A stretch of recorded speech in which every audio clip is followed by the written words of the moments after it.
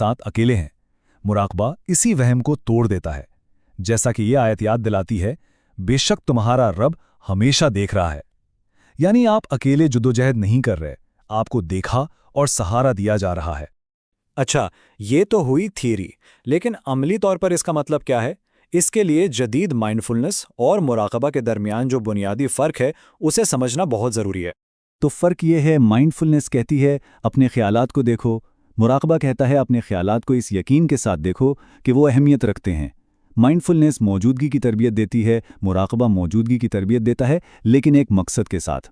इस्लाम में कल्ब या दिल सिर्फ गोश्त का एक टुकड़ा नहीं, ये हमारा अखलाकी और रूहानी कंपस है।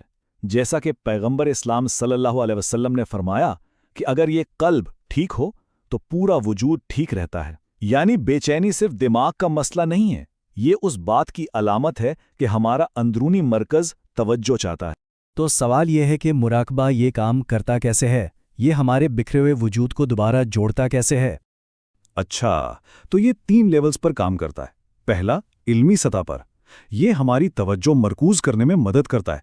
दूसरा, जज्बाती तौर पर, ये जानकर सुकून का एहसास देता है कि हम अकेले नहीं हैं। और तीसरा, रूहानी सतह पर, ये हमें एक मकसद से जोड़ता है। बेचैनी हमें तोड़ देती है, मुराकबा हमें दोबारा जोड़ता है। और एक बात साफ समझ लेनी चाहिए, ये कोई नया वेलनेस ट्रेंड नहीं है। मुराकबा किसी लग्जरी रिट्रीट में नहीं बना, इससे सदियों की जंग, गुर्बत और नुकसान की भट्टी में तराशा गया है। इसका मकसद हमारी प्रोडक्टिविटी बढ़ाना नहीं, बल्कि जब दुनिया बिखर रही हो तो अपनी रूह को सलामत रखना। तो इसका मकसद भागना नहीं है, बल्कि एक गहरा सुकून यानी सुकीना हासिल करना है। जैसा कि कुरान में है, अल्लाह की याद ही से दिलों को सुकून मिलता है। मुराकबा इसी याद को अमली जामा पहनाने का तरीका है। ये हमें अपने खौफ और परेशानियों का सामना करने की इजाज़त देता है, तन्हा नहीं बल्कि एक मेहरबान मौजूदगी की निगाह। तो आखिर में हम किस नतीजे पर पहुंचे? ये फ़र्क कोई मामूली नहीं है, बल्कि ये सोच का एक बिल्कुल नया ज़ाविया है।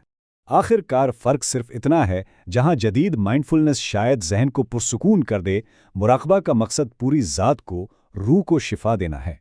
क्योंकि बेचैनी सिर्फ हमारे दिमाग की कोई खराबी नहीं, ये हमारी रूह का सवाल है। हम कोई मशीनें नहीं हैं जिन्हें रेगुलेट करने की ज़रूरत हो। हम इंसान हैं जिन्हें खुद